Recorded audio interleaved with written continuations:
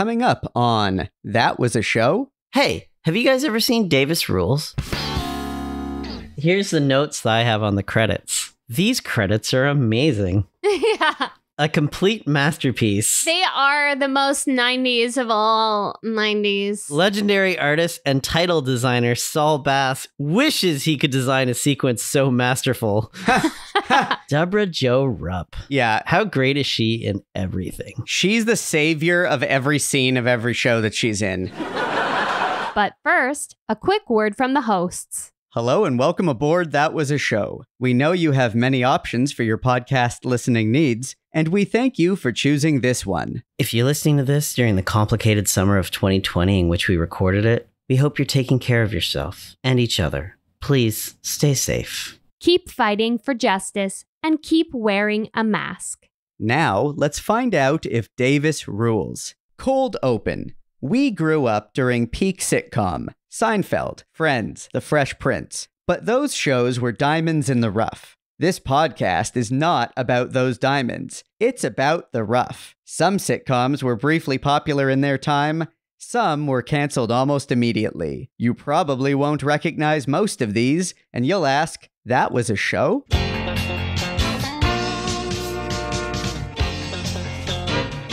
That was a show? The podcast about failed or forgotten sitcoms from the 80s and 90s, starring Brynn Byrne, Aaron Yeger, and Andrew Helmer as Barry.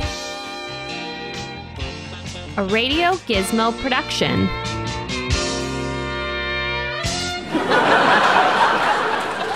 Hello, and welcome to another responsible social distancing episode of That Was a Show. I'm here with my co-host, Brynn. We are, of course, allowed to be in the same studio because we're married. Hi. And we actually celebrated our first anniversary in quarantine.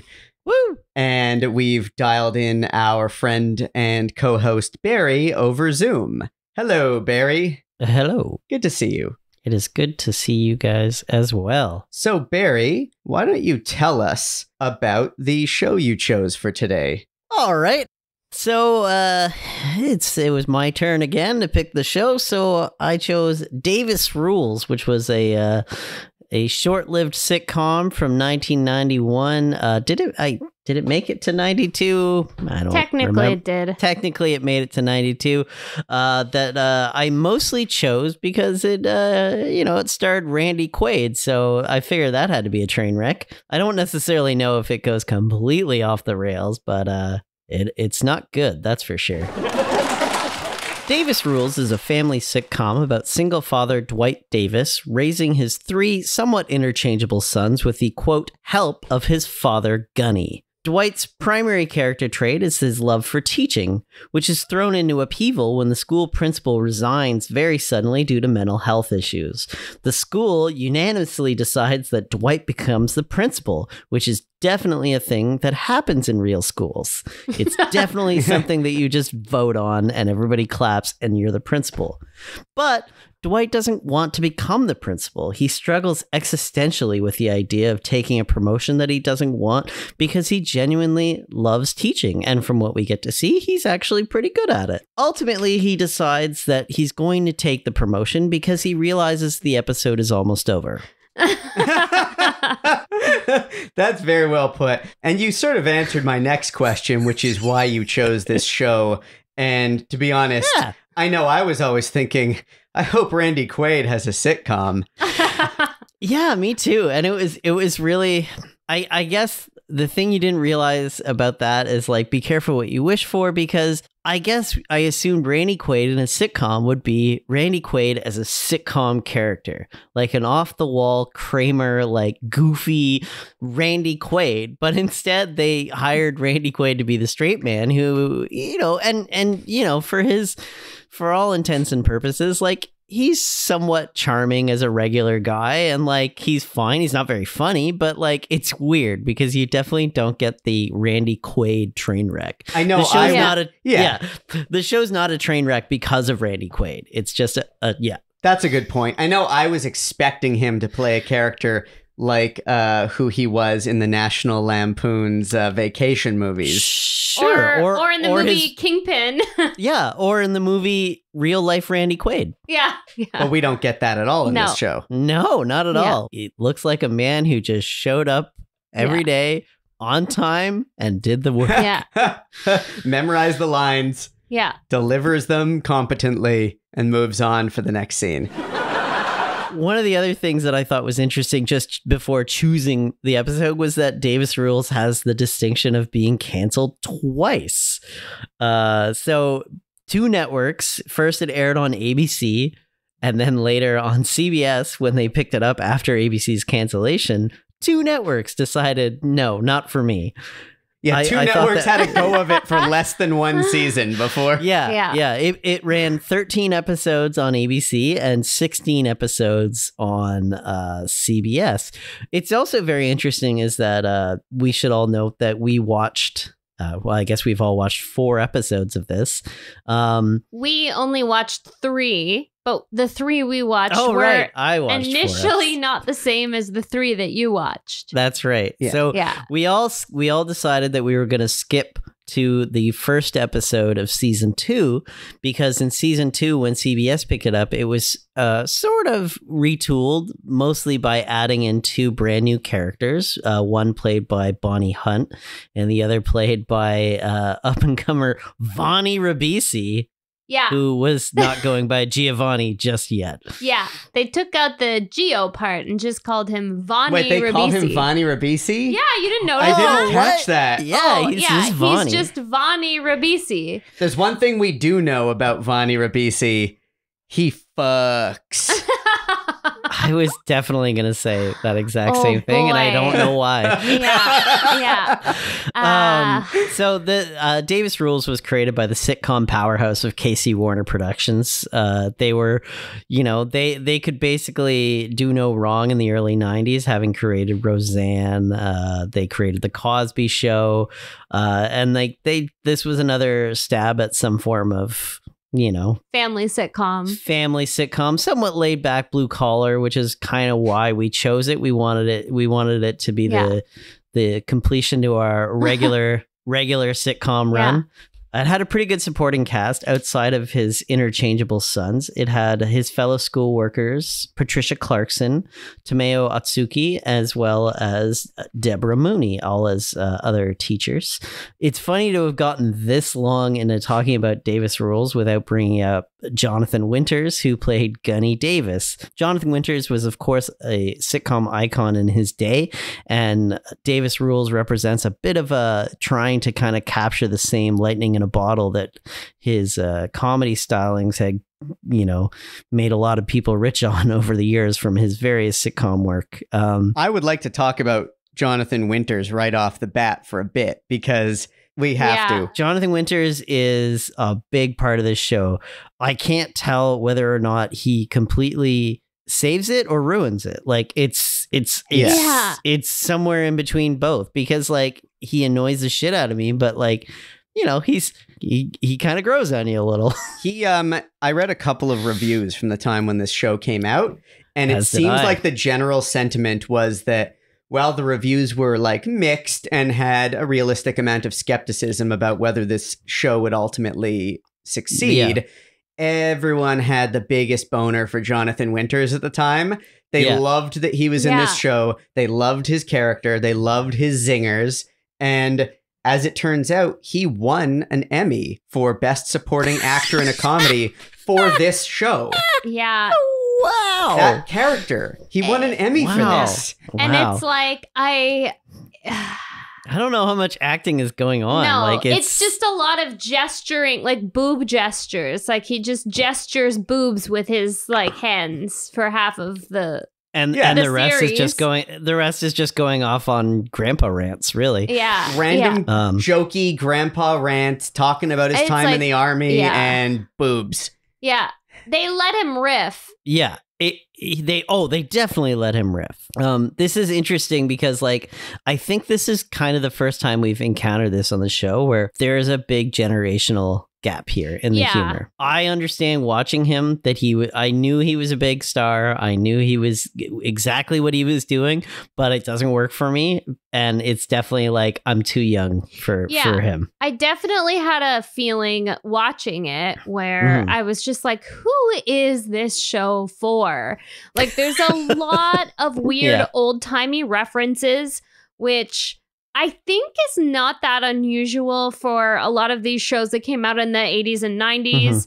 Old-timey references that don't hit for people in our age group, and we're pretty old at this point. Yeah, like it's so funny. It's so funny to say that I'm too young for something because I don't remember the last time I've been able to say that. It's weird. And in comparison to a lot of sitcoms that have come out in recent years, they kind of keep it more contemporary, no? Like there's, a lot of shows like The Goldbergs and Modern Family that have come out that are supposed to appeal to the whole family. Like the pop culture references, like they're usually pretty contemporary. People usually can. Goldbergs takes place in the 80s though. Right. So that one does track in a lot of 80s pop culture references. Yeah. I think the point I was trying to make was that the references that are put out in Davis Rules, the little bit of it that we watched, would even be dated back then for a 12-year-old watching.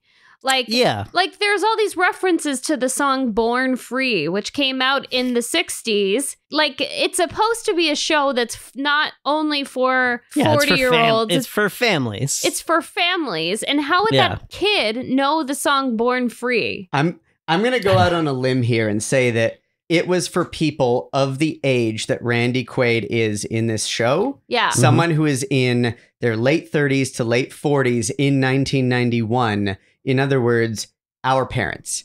This is a show of, by, and for baby boomers who and their parents would have been making the kinds of jokes that like they're laughing at Jonathan Winter's character the way that they would laugh at not just their parents, but who are the generation that fought in World War II, like that character, like Gunny's character, but also that understand that sort of, 1940s through 60s style of stand-up comedy that he does. Like the Borscht Belt type. I would call it Borscht Belt, but he's not a Jewish comedian, but that era. He's from the Bob Newhart era. Okay, yeah. Bob Newhart. And Bob Newhart's also one of those guys where like I only half get his humor. Like I know that there's a gap. Yeah. Right. And then I also watched something like Davis Rules and I'm like, oh my God. And like I mean, is there a way of saying well watched? Like, you would say is well it really read. Well to well have seen no, that. but yeah, like exactly. Yeah. Is it well? But it's like I can't imagine what somebody younger than me would make of any of this. No, totally younger. Like I feel like like I watch a lot of like 50s and 60s movies. So like you have a bit of context for it all. Yeah, I would love to step back and talk about our reactions to the first scene, like the very beginning of this show. I'm talking the opening sequence with the opening theme music and the very first. Well, let's talk about the opening sequence. It's the music and the visuals. We're talking about the credit sequence? Yeah, okay. Credit sequence. I would recommend anybody please Google it, find it. It's worth watching. It's fun. If you have any love of kitschy sitcom shit, then just watch it because it's definitely of its time. The Cosby Show credits or the interplay between close-ups of characters hamming it up for the camera with really over-the-top music. It exists in that world where we understand on a certain level that a 3-camera sitcom is in a way a stage play for an audience, but takes that metaphor too far. Like just hams it up for the audience, scratching at that fourth wall in a way that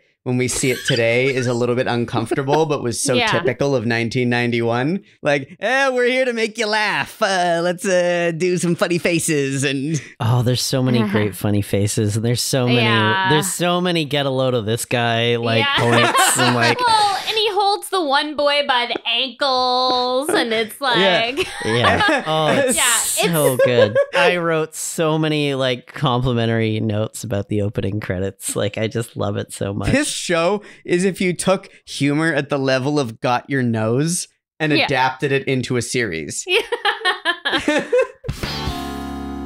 I feel like that's a good transition into how does one explain the opening scene? This window gag that won't, this window gag that won't end, and then somehow pops back up like later in the show, and I was like, oh my god, am I still in this window gag? Well, the general premise is Jonathan Winters, being a Jonathan Winters type, is pointing out of the window, and he's trying to get the young grandson's attention, saying like, oh, there's Bigfoots out there. Oh, you're gonna miss him.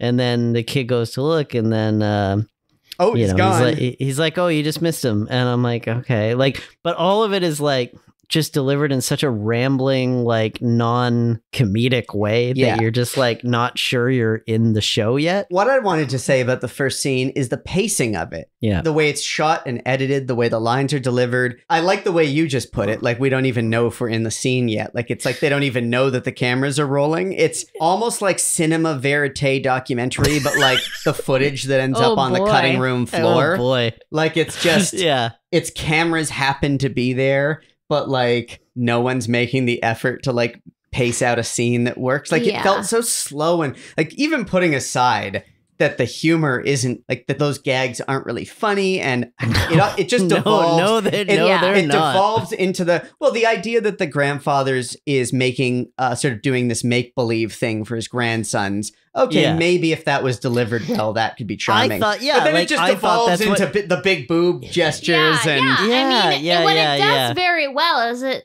establishes the show as just a bunch of horny dudes, like an intergenerational family of horny dudes under one roof. You know, like it does an excellent job of establishing that element of the series. It does a great job of establishing that, like, whenever Jonathan Winters is on camera, the show will stop and just listen to what he says, and then we'll have to pick up on a plot later on. It's almost as if the director runs out to the studio audience and is like, we're going to let him run with this. Everybody just wait for the magic. Yeah, like everybody is so assured that whatever he's saying is comedic gold that they're just like, just let him do it. Yeah. Just let him go. Yeah. So it's kind of odd because the rest of the show is supposed to be that kind of very much like stage play type.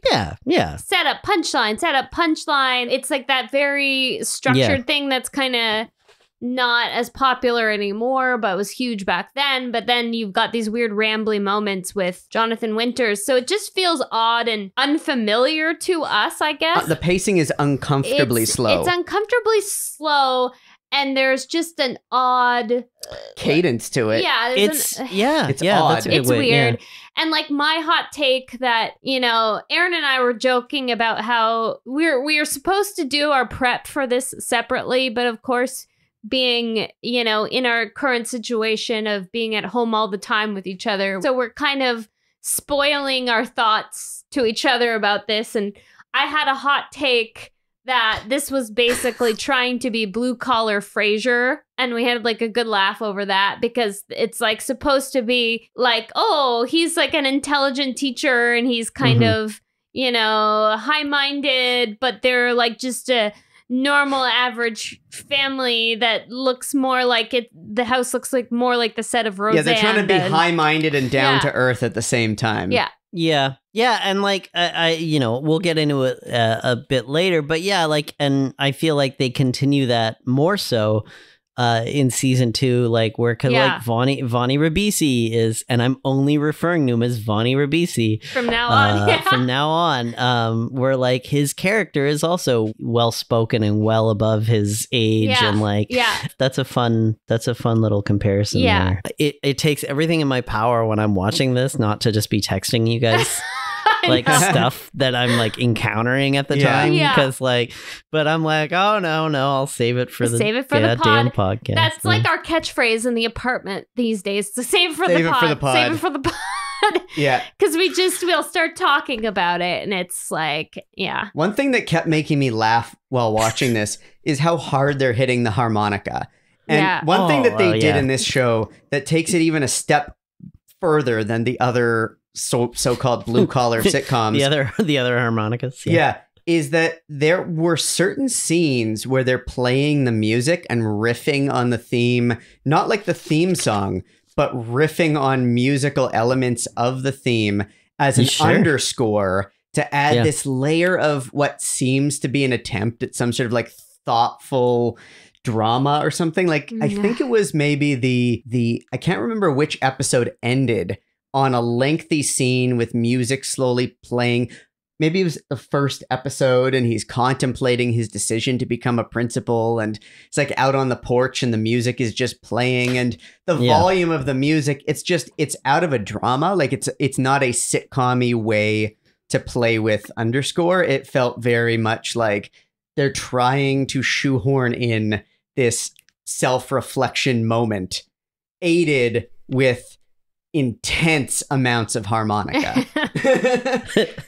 Is harmonica in that era of sitcom a full-blown trope? Oh, I was literally going to say that. I feel like that is like a trope, and it's like a signifier of this is a working to lower middle class show. Like that is the signifier of that. It's a full-on trope. It's great because all they have is like they're like, you know, it's like jailhouse aesthetics. Like, Okay, so confirmed. Harmonica is a trope. Yeah.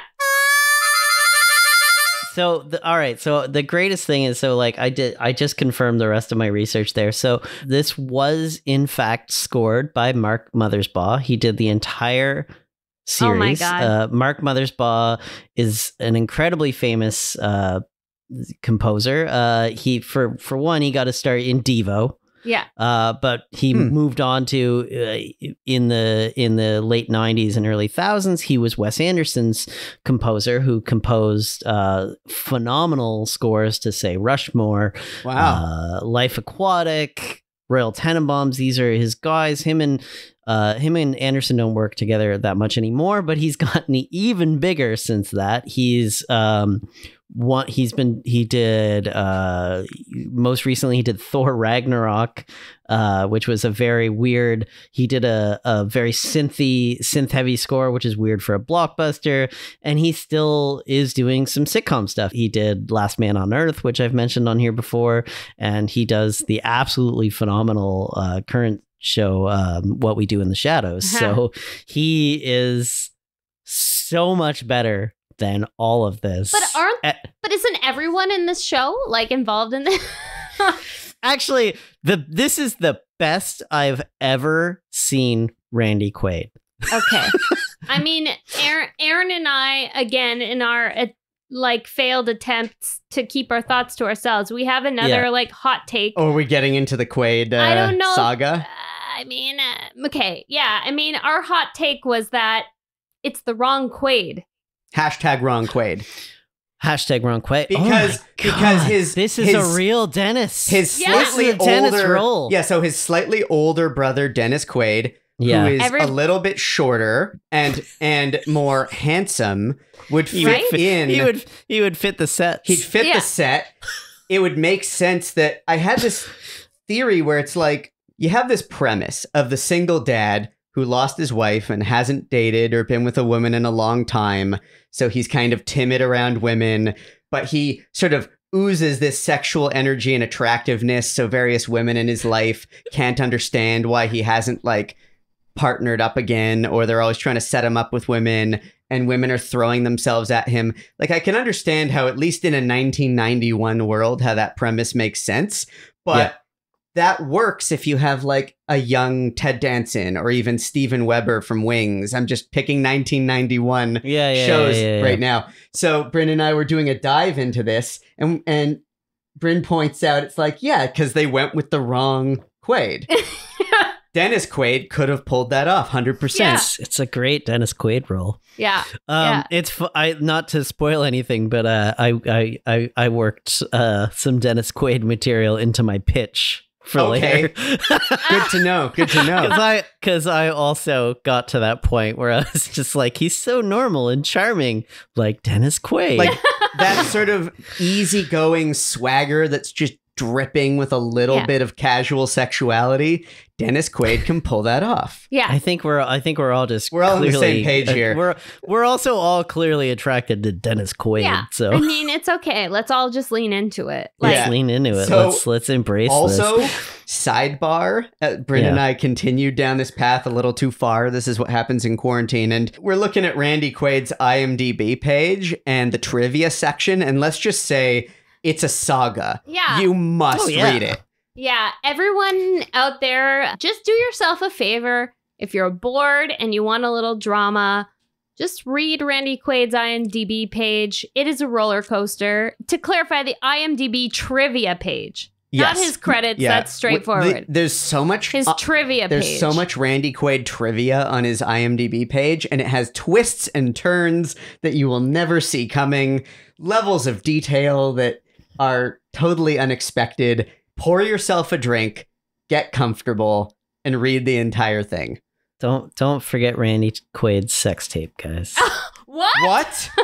Okay, so Randy Quaid's sex tape is more of a dramatic thing. Let me very quickly pull up not the sex tape, but the story of it. I'm concerned. Yes.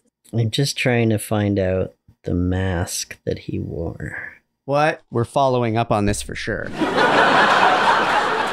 This seems like a suitable moment at this topic cliffhanger to cut in for a commercial break. If you're enjoying That Was a Show, we'd love it if you would tell your friends at the office about it over at the water cooler. Of course, realistically, by office water cooler, we mean Zoom video chat, Slack channel, social media account, or possibly dog bowl. Anyway, follow us on Instagram at That Was a Show and subscribe to the podcast so you automatically get all the new episodes. And if you really love it, rate and review. It would really do us a solid. Also, we just launched our Trope Library as a blog. We're going to keep a running tally there, organized by episode. Check it out at thatwasashow.tumblr.com.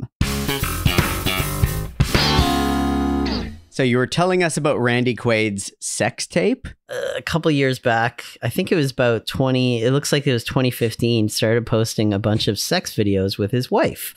What? And then, and in one of these sex videos, he... So this wasn't leaked. He deliberately posted these. Yes, definitely. Definitely, he posted these. These were not leaked, and they were not erotic. In one of them, he had his wife, who, I'll be honest, I'm not even going to say her name because she doesn't deserve to be dragged down with this. He had his wife wear a Rupert Murdoch mask. And he, he had grown a big shaggy beard, way more than this. And he was basically just pointing to his own beard. Yeah, I have a big quarantine beard right now. During the video, he was going off on Rupert Murdoch and he was ranting about Warner Brothers and he claimed Warner Brothers stole his house. He said that Warner Brothers had TMZ arrest him. I don't know if he knows what TMZ does, but I don't believe they're deputized to arrest any celebrities. You know that he once claimed refugee status in Canada? I did. Brynn, yes, I definitely did. This was around the same time. Here's a great quote. So Rupert, you want to fuck me? I'm going to fuck you. says Quaid, who is sporting the Hawaiian shirt he wore in Independence Day.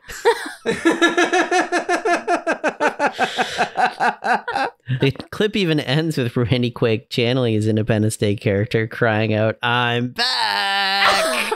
Oh, this is... Oh, you know what? He posted these while he was in Canada. That's what it was.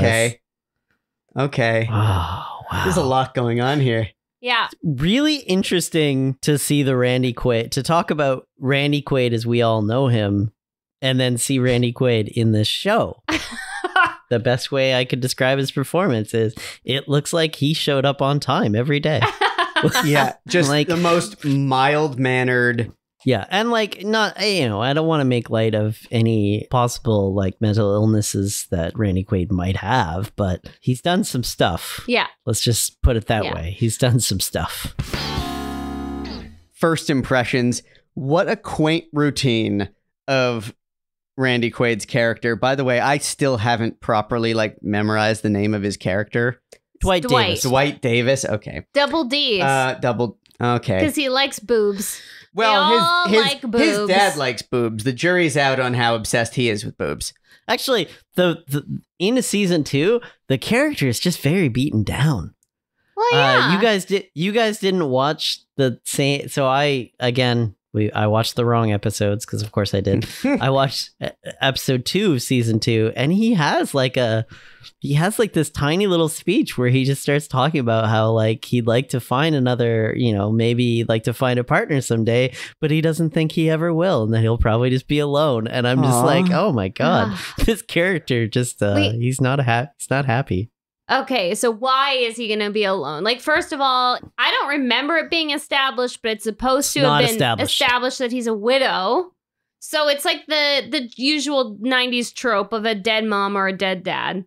It's funny, yeah. Like, it's like, why, with divorce being so rampant, it's, you know, not that it isn't now, obviously, but in the 90s, divorce was a very hot button topic. Yeah. Why weren't any of these single parent characters in sitcoms divorced? Yeah, because then the audience is going to ask certain questions. One question is, why do we never get to see the other parent? If they're trying to construct a show where it's a single parent who's trying to manage taking care of these kids along with their job, along with possibly dating, they have to explain away the fact that we're not going to question why the kids never get to see their other parent or why we never get to see the other parent. I guess regardless of whether it's the mom or the dad, if they don't want the kids doing visitations and they don't want to build that into the plot, they go with widow or widower. Well, let's also not forget the great, you know, trope of a woman raising kids is fine, but a man raising kids on his own is funny. Yeah, that was a big thing Obviously, at the time. He's gonna bumble his way through this. So a man could never be a parent. So it's established that he is a single dad, and basically at the start of the series, like everyone around him wants him to start dating, and everyone's throwing suggestions out at him, and it's a whole weird thing.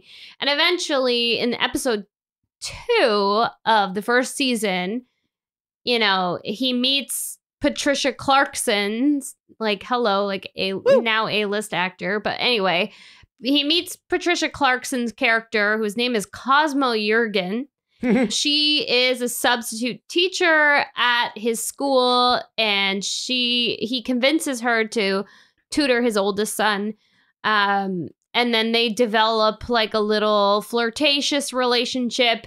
And I guess throughout the rest of the season, it's a romance between the two.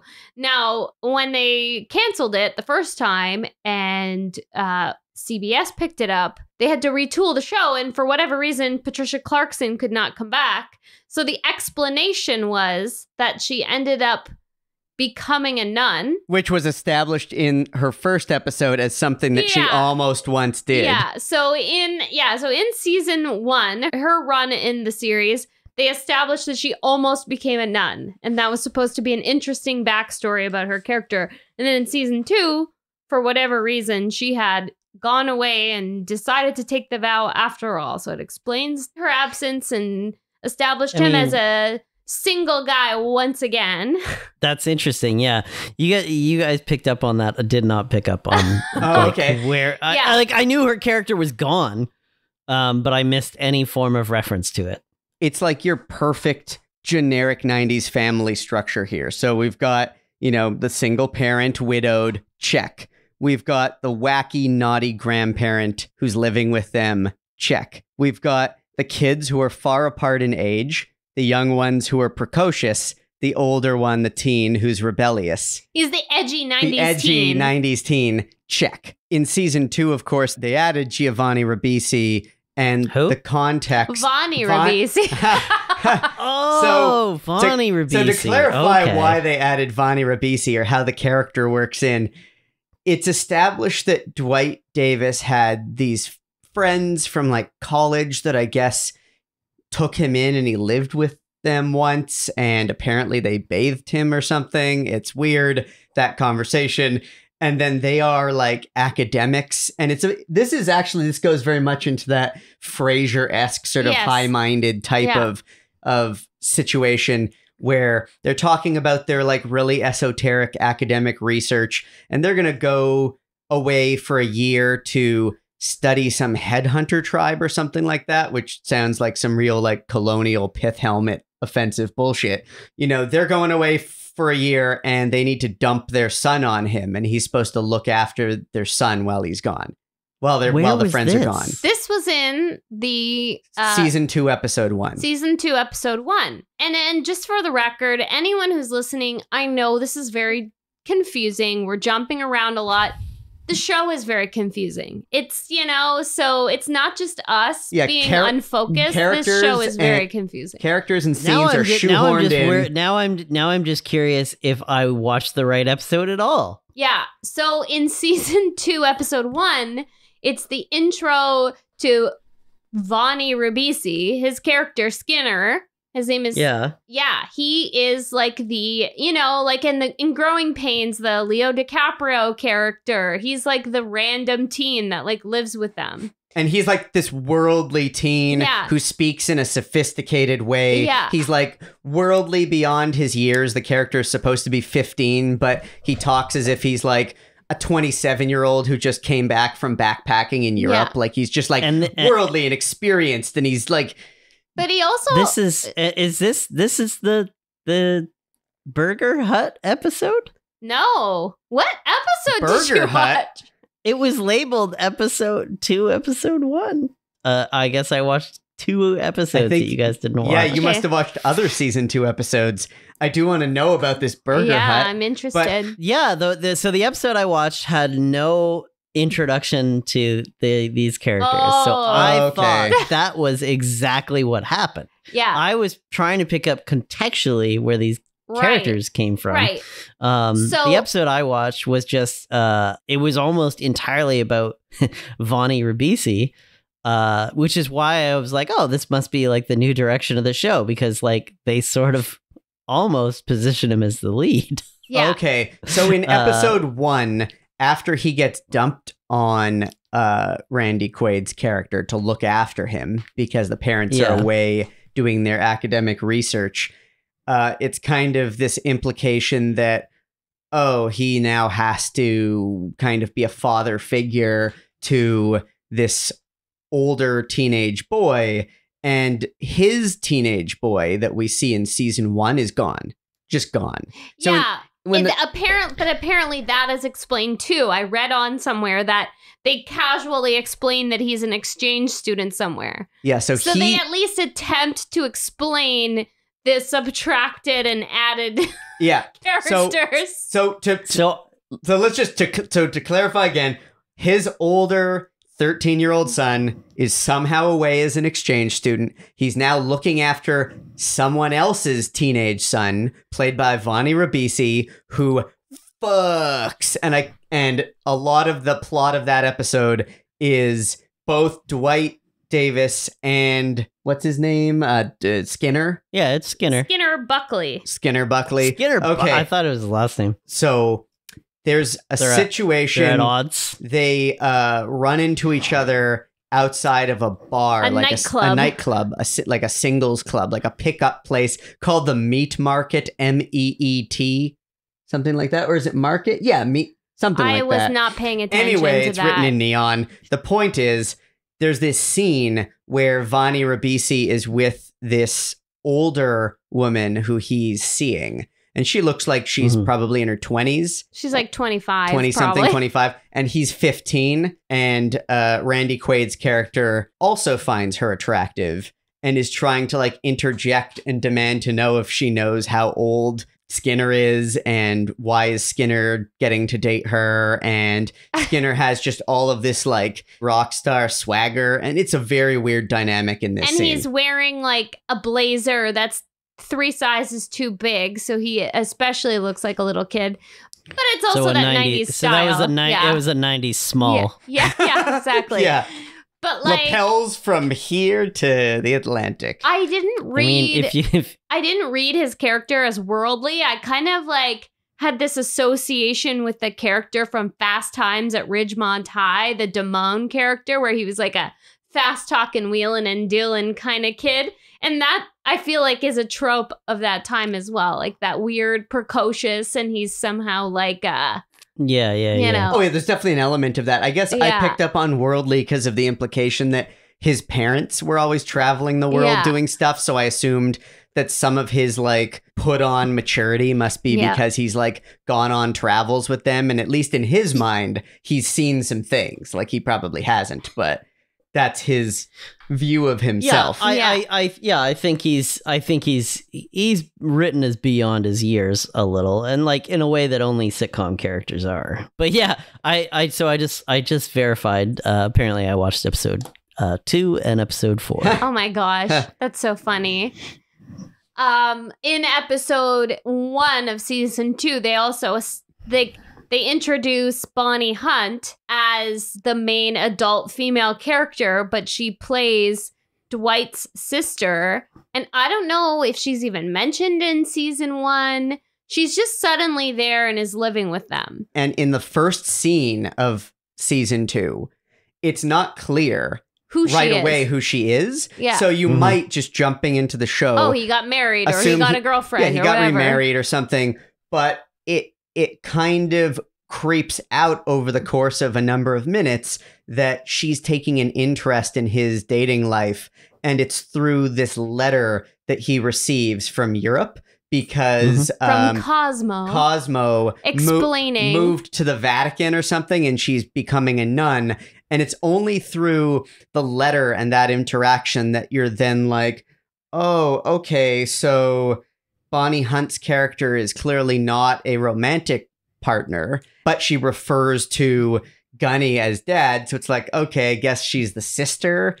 And like in so many sitcoms, he's the single parent, but like the aunt, the live-in aunt or uncle is there. The live-in uncle, which I don't know. I mean, no, we've talked about the live-in aunt and uncle. That's a trope. Yeah, it's a trope for sure. But does that actually happen in real life? Who's to say? It happened to enough sitcom writers. That's for sure. But like, it's odd because there's a lot of scenes where she's present in the moments where it would normally be like the wife character. Yeah, but I don't know what her deal is. Like, obviously, I only watched the first episode of that season, so I don't really know if there's any sort of arc for her, or if they just were like, let's just get Bonnie Hunt. Now that I've seen episode 2 and 4, I can tell you that, there is. Okay. As far as I can tell, is she's definitely brought in to be like a female voice in the room again, because like the one thing that house is missing is definitely a woman. And like normally I feel like any other sitcom would have made at least one of the kids a daughter. Yeah. But maybe they wanted to avoid Full House comparisons. I don't know. So it's definitely wanting him to be a single dad raising these kids, but also wanting to make sure that there was at least a woman in the room sometimes. I can only guess that in season 1, the vision was that it's this household. The vision. It's this household where it's all these generations of of boys in this family. It's the Davis rules, And man. Davis rules. I say boys Davis rules. very deliberately. There's no men in this household. There's no men There's in the this scene house. where It's all men, boys. the when Patricia Clarkson first visits the house Oh, God. in episode 2, and 3 generations of Davis boys are all like super horned up and just ogling the hell out of her. And Just from fully erect. they're all pitching tents, and from 13 to 70, they're all just ogling her. And the thing with the grandpa and the kissing the hand, it's just ridiculous. Yeah. He basically makes out with her hand. It's really, yeah. Yep. It's troubling. It's upsetting. I feel like the premise in their mind must have been, you've got all of these boys in this house together. And because the mother has passed away, if we're to presume that that's the setup, that they don't have a female role model. They don't have a female figure. So it's all male children to further like kind of gild this lily that it's all male energy in this household. And the plots really do center around like how to bring women into their lives. But through this tutor. And but in the first season, it's this gross kind of dynamic where they're not bringing a woman in to be a nurturant figure. It's all like, oh, we're all going to objectify her. Oh, clearly. So it's sort of funny, like the differences that we glean on the episodes we watched, right? Yeah. And me having watched these episodes incorrectly. I had not watched episode 2 of season 1 until we watched it together. Yeah. And that was my first real glimpse of what you're talking about, because all the 3 episodes I watched did not have a sexual vibe to them. Oh, that's funny. Every other, like not to get into them too much. So the episodes in season 2 that I watched, one of them was primarily just about Vonnie Ribisi getting a job at a fast food establishment. And the adults actually basically kind of take a back seat in the episode. And then the other episode is about Bonnie Hunt's character having her ex-boyfriend come back into town and proposing to her, and then her deciding whether or not she's going to leave the Davis household to marry this man. So it was weird. And even that, like, none of the episodes I saw had Randy Quaid's character even interested in dating, except for in one episode, a passing reference to him being lonely, which is why I was like, when I watched that second episode, I was like, well, this is weird. Oh, that's interesting. This is not the Davis rules that I watched. Oh, man. The Davis rules that I watched was not a horny show. It was it was actually very wholesome. This is so almost. funny because like the vibe that Aaron and I got and why we were so kind of grossed out is like it was all like so horny. It was all boob jokes. It was all constant sexual harassment of women. Gunny does not have any of those in the other episodes. Weird. I guess it's just who wrote the episodes. Or maybe they were trying certain things and then pivoting and rapidly iterating. It seems like there was a lot of testing the waters on certain concepts in this show. So in addition to the one major retooling, it almost seems like within each season they were like going back and forth on trying to decide what show it was. I think it would be hard to be a sitcom in 1991 and not have a writer in the room who's like pitching like Married with Children, like horny Fox jokes. Yeah. Like, I think they were like, that's what people want. We want to get that on the air. Yeah. Grab her boobs. It's like there's all these like gross moments where basically Dwight is sexually harassing women and everyone's just cool with it. It's just like this tacit understanding that like, I like that. In that second episode, it's so bizarre. The second episode really tries to push the Dwight character as this guy who is oozing attractiveness, and all the women in his orbit are kind of drawn in toward him, and he's trying to get his, I don't know, sea legs back as someone who's dating after having not been doing it for many years. Yeah. But and it definitely feels like, okay, this is the direction this whole series is going in. Yeah. That's funny. Yeah, because I watched a family sitcom. Yeah. So weird. So weird. The teachers are all sort of gathered together in the school, and they're having a meeting to decide who the new principal is going to be. And Randy Quaid's character actually proposes that Elaine, who's the vice principal, be promoted to principal. But she says that she can't do that because she's just in America to observe. Evidently, she's like temporarily in America from Japan, I guess, to observe how schools are run there or something like that, which doesn't seem very plausible. I didn't get that. I thought her point was just that she was running the meeting. not that she wouldn't be principal. No, there seemed to be a line saying that she's basically like working this job at this school to observe how things run at this school. I don't fully understand it, but in any case, she doesn't want to take the job, and everyone else in the room seems to just cheer on the idea of just giving it to him. So then he becomes the principal. He's the only one that has any form of like dialogue. So like they know him as the principal actor. He gets the role because he's the only person there who has more than 3 lines of dialogue. Yeah, exactly. Well, it is what you were saying, Aaron. It's like a white man failing upward. It's like he's not an active character. People are just either begging him to do something. Oh, become our new principal. Oh, take our teenage son. Oh, go out with these women. Yeah, he definitely does not. Yeah. It's really, really odd. Now, I will say they establish him as a very solid or competent teacher. It's not like his character...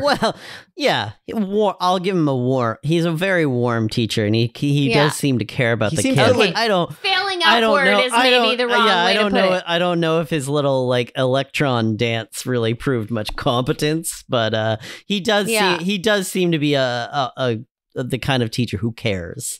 But it's not like they established that nobody else working at the school is also a great teacher and has as much or more seniority than he does. Like there's nothing to say that he should automatically get the job of principal just based on some people like popping the idea in a meeting and clapping. I mean, the only other teachers we meet Deborah Mooney, who is just over it all. You know, we meet Tamayo Atsuki, who has abstains for the role, and then of course we meet Deborah Jo Rupp as Ms. Higgins, as another teacher. Yeah, Miss Higgins. Really, like, I mean, she steals every scene that she's in. And this was actually her first long time role. This was kind of like her first big sitcom landing. Oh. And like from the second she's on, you're like, this woman is great. Yeah. Yeah, she's just like very endearing. Like she's definitely so distinctive. Like she's such a distinctive character actor, just like Conchetta Ferrell, but she doesn't have like the sass. She's just that like, I'm a bubbly, nice lady with a lot of nervous energy. Like that is her shtick, and that's what she built her career on. Yeah. And like it's she's very just the interesting. frantic mother or frantic teacher in everything. Like, you know. It's super interesting because like I would say her career is not a typical Hollywood progression because Deborah Jo, she's 40 here. Yeah. So she starts her career at 40, basically. And then it becomes quite prolific over the years to this day. It still works quite a bit, but she did not have that young starlet rise. She started as a mom and stayed there, basically. And deservedly gets a ton of roles after this. Yeah. And like she, like her IMDb, like she started working probably like, it looks like 80, 85, 86. She got her first couple of like speaking roles, but Deborah Jo Rupp.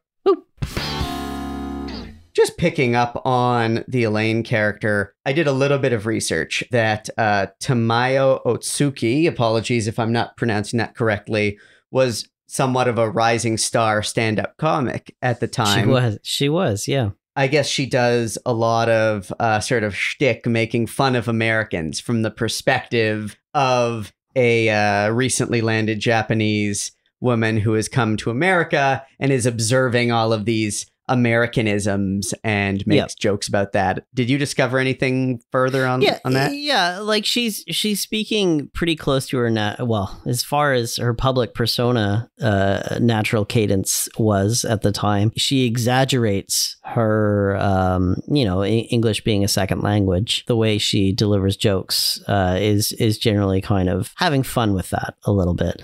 And the writers definitely lean into it on this show. But I remember when she started speaking being like, oh my God, this is going to be really offensive. And then realizing, no, that's her speaking cadence. And I'll applaud the show for, not going as bad as they could have on her character. Yeah. I mean, the one thing they did that was pretty bad was the line that they go too far in that joke because it was such a great joke and then it doesn't. I think I know the shoes, right? You're talking about the shoes? Oh no, I was talking about a different joke. A line from Gunny about something about slipping under the radar. Like it was set up as part of a joke clearly relating to the fact that he fought against the Japanese in the Second World War. And it's like a real stinker of a joke. I don't remember it verbatim. Oh, boy. I was thinking about the shoe joke. I don't know if I remember the shoe joke. Oh, okay, yeah. Where the little kid, they beat him up and stole his shoes. Yeah. So they're about to, they're getting, that. And like, they almost deliver like a great joke. And then they just go too far.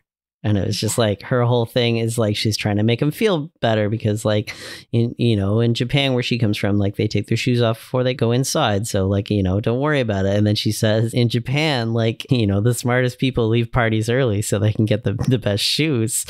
And like that's a great joke. And then they pull it further by being like, she's serious. Yeah. Yeah, and I was like, "Oh my God, that's." Yeah. And then you went from the joke being made by her to the joke being made on her. Right. Yeah. Yikes. Right. Yeah. It's a funny joke if it's coming from her perspective. It's a funny joke if she's making it a joke, not like them trying to say that that's what Japanese people do. Yeah. Which the show does not. It's almost like they started to give her the right sort of platform to do her comedy her way, but they just couldn't help themselves. I think that, I think that's definitely the best way to put it. It's like, it feels like a joke she might have made in her stand-up, and then the writers were like, okay, but Japanese people are weird, right? As always, Brynn is going to walk us through 6 Degrees of Friends. All right. So if it's your first time listening to us, I do this thing where I connect the show we're covering, in this case, Davis Rules, to the iconic sitcom Friends within 6 degrees or less. And in this case, it's definitely only 1 degree. Firstly, we have Giovanni or Vonnie Ribisi, who plays Skinner Buckley in Davis Rules. He goes on to play Frank Buffet Jr. in Friends. And interestingly enough, Deborah Jo Rupp, who plays Ms. Higgins in Davis Rules, plays Alice Knight Buffet, his much older wife in Friends. Wow, so that's a bizarre double 1 degree connection. Yeah. And Deborah Jo Rupp's character in Friends is also a teacher. She's actually Frank Buffet Jr.'s former high school teacher. Wow. And that's that marriage is funny as well, because later in the series, Phoebe Buffet ends up being their surrogate. So she has their babies. Yeah, it's fun. And then, of course, I was like, okay, I have to connect Randy Quaid to Friends as well. It proved to be pretty straightforward in terms of his movie career, because he was in Brokeback Mountain, and one of his co-stars in Brokeback Mountain was Anna Faris, who had a reoccurring role in Friends. So that's 2 degrees right there. He was in Brokeback Mountain? He was. He played the owner, like the employer. He was the reason that the 2 men came together, because he hired them. He was their boss. Anna Faris was in Brokeback Mountain? Yeah, she was in Brokeback Mountain. She played the wife of some sort of wealthy ranch owner. She's only in like 1 scene or 2 scenes. Wow. Yeah. Yeah, but then... Wow. And then I challenged Brynn to try to connect Randy Quaid with Friends without using his prolific feature film career, but sticking only to connections through television. If you only use his television career, Davis Rules is only 3 degrees from Friends. So Randy Quaid, who of course is Dwight Davis, later went on to be in a show called The Brotherhood of Poland, New Hampshire. Which I feel like we need to check out. It's not a sitcom, it's a drama. Oh, okay, never mind. I bet it's fucking hilarious, though. Yeah. So one of his co-stars in the show is Larry Miller, who had a reoccurring role in Mad About You. And of course, Mad About You, one of the side characters is Ursula Buffet, the waitress, who is played by Lisa Kudrow and is also actually the twin sister of Lisa Kudrow's other character, Phoebe Buffay in Friends. So there's a couple of different Phoebe Buffay connections here, which is kind of interesting. I don't know why, but I love that you just always say Phoebe Buffay. Like, you never just say Phoebe. Yeah. It's just a fun name, Phoebe Buffay. I'm really going to enjoy this because I feel like people are going to come to you and be like, oh my God, how much do you love Friends? And you're going to be like, not that much. Yeah, it's true. Like, I'm the one who likes Friends. Yeah. Brynn and I will be like, we moderately enjoy Friends. We tolerated it when it was on. Now that we've started this deep dive into the cast, Brynn, is there anything you'd like to tell us for the spin-off about where some of these cast members in Davis Rules ended up after? I have one to ask about because now that I know that I did not watch episode 1 of season 2, was Ryder Strong in it, and I missed him because he was credited on IMDb that Ryder Strong was in episode 1. Oh, that was him. Yeah. Oh my goodness. Yeah, because I was like... I'm watching it. Yeah, no. I'm watching at it one now. point, I was watching and I pulled Aaron over and I was like, Aaron, is that Sean Hunter? And we couldn't figure it out. And then I never confirmed for whatever reason, which is my bad. TV's best named actor. Yeah, so Sean Hunter. He was very little. He was like... Is he a student? Or Yeah, is he he was like a one of the student. boys? It was a scene where he was just... Nice. He was called to the principal's office. Yeah, very cute and had a mushroom cut. You know, Boy Meets World started in like, what, 93? Not that long after. Sorry, I derailed that. That's okay. Honestly, there's not too much to say about the spinoff because, you know, a couple of the main stars we recognize from their prolific film and television careers. Like, we don't really have to go into Randy Quaid because he's, again, we're encouraging everyone to look at his IMDb page. Yes, please do your own research on that. Yeah, he's been in everything. I'm discouraging anybody from watching any of his sex tapes. Patricia Clarkson, she's an icon. Everybody knows what happened to her. I was very surprised to see her in this show. But yeah, she's gone on to do like a lot of great work in shows like 6 Feet Under. Yeah, she's just all over the place. She's like the queen of HBO and a lot of really great series and films. She's everywhere. Giovanni Ribisi also had a pretty prolific career and is still working in film and TV. He has been in a lot of stuff that's pretty seminal for our age group, including Friends. And like, you know, he's made a lot of appearances in movies like The Boiler Room, and he's great. Deborah Jo Rupp, of course, went on to get like her first major role in a sitcom. She was Kitty Foreman in That 70s Show, and that's where I think a lot of people in our age group, in our 30s, would remember her most. Eric Foreman's high-strung but lovable mother. Unless you're me, in which case that's where you remember her the second most after Jerry's agent on Seinfeld. That's the cast. Like, that's pretty straightforward. I also just wanted to note that Danny Jacobson, who was one of the creators of Davis Rules, he went on to create Mad About You, one of his more successful shows from the 90s later on. Wrapping up our analysis of Davis Rules. Davis does not. I feel like Winters was definitely intended to be a breakout character. Do you guys concur? Yes. Yeah. The show No is built question. around that. Nothing. No notes. The show is built around him being a breakout.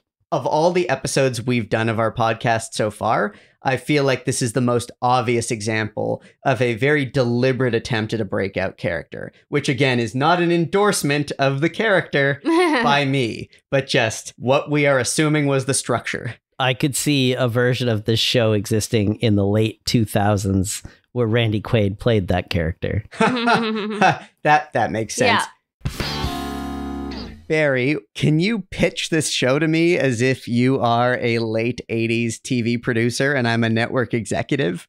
Hey, Aaron, I got a great idea for a show. Shoot. You know that nice, young, charming actor, Dennis Quaid? Uh-huh. Oh, boy, you're gonna love this. He's gonna play a nice, upstanding man, just raising his kids. Oh, his father's gonna be played by Jonathan Winters. It's great.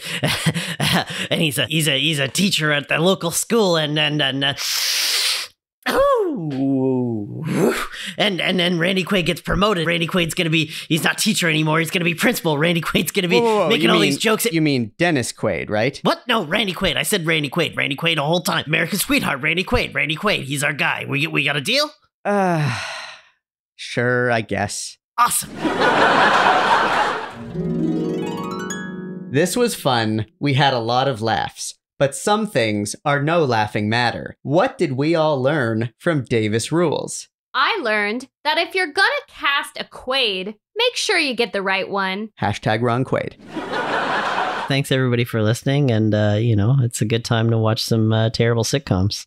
Yeah. Until next time, That Was a Show is a production of Radio Gizmo. Subscribe on your favorite podcast platform and follow us on Instagram for info about upcoming episodes. If you enjoyed the show, tell your friends about it. Next time on That Was a Show. So it's the most 70s show made in the 80s about the 60s. Yeah. I'm glad we all looked up when it took place. Yeah. Yeah. You would never know when it was supposed to take place from watching it. I like bingo. Oh. Although, why is he a California surfer in Chicago? That's what I'm trying to understand. Yeah. I'm desperately trying to understand that. I guess Joni really does love Chachi. Yeah. But Joni loves Chachi. That's the difference. Radio Gizmo.